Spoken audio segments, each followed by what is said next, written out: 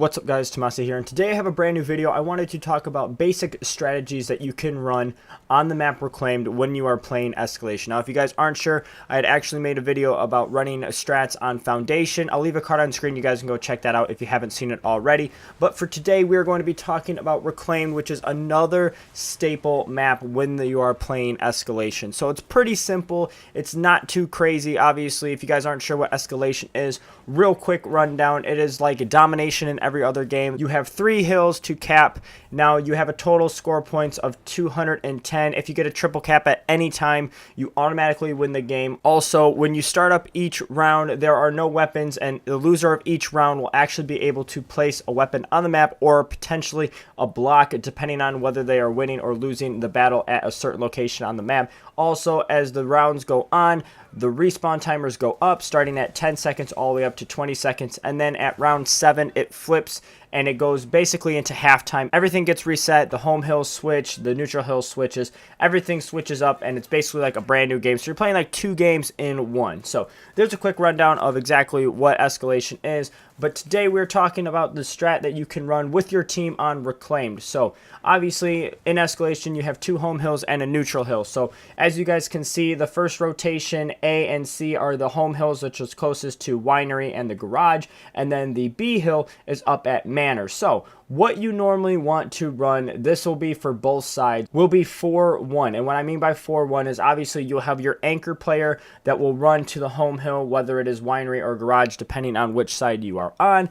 And then you're going to push 4 up top to Manor. Now the thing is you're actually going to push 3 up top to Manor and 1 down at this little section right here called Apples. Now obviously that is to make sure that you don't have anybody flanking you, and to make sure you kind of keep eyes. You can get a little bit of crossing from the top and from the bottom. And the main goal of the front spawn for each team is to get up into the B hill. You want to get up into this little horseshoe section, because that is going to really seal the deal for your team. If you can get in there first, obviously your team has a lot bigger advantage than the other opposing team. So the main purpose of running up there is to get your front spawn into the B hill as quickly as possible, so everybody behind them usually needs to smoke out for your team so that you guys can get the B hill and actually be on the way to a W. So it's pretty simple, obviously, and like I said in my other videos, rotations are pretty normal. I mean, they're common sense in a way. You pretty much know exactly what you need to do, but when you're in the moment you don't really think about it. So just in case, if you are going up to B and you're pushing 4B 1 home hill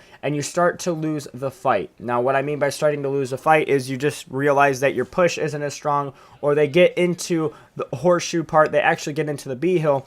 Best thing to do is rotate around and push the A hill. Obviously you're going to have a numbers advantage because there's only 1 player playing anchor, and obviously they're going to be having eyes on them from our own anchor spot. You'll be able to see exactly where they are, whether they push to top barn or they push down to the workshop, either or. So you'll be able to know exactly where they're at, so you guys can rotate over and try to get a 2 cap on home hills. So that's pretty simple. Now obviously the same thing for when the hills flip. You'll have your home hills at Forge and Construction, depending on which spawn you are on, and then you'll have the neutral hill, E hill, that will be down in the workshop. And it's the same thing. You'll have 1 anchor run up to the home hills and guard your home, and then you'll also have 4 that push down to the workshop area. You'll have 1 that goes top barn, and then you can have 3 that go down workshop, or you can run 2 top barn and 2 down workshop, depending on exactly how you want to play it. Because the area is so small and so tight, it's pretty easy to run both a 2-2 and a 3-1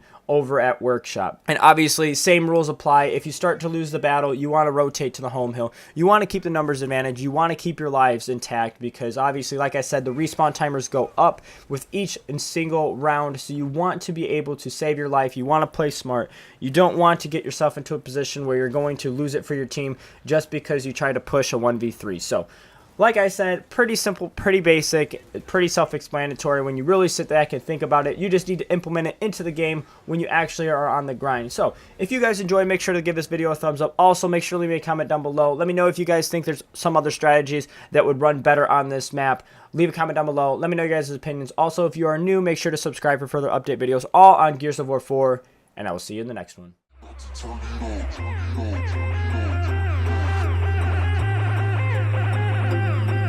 We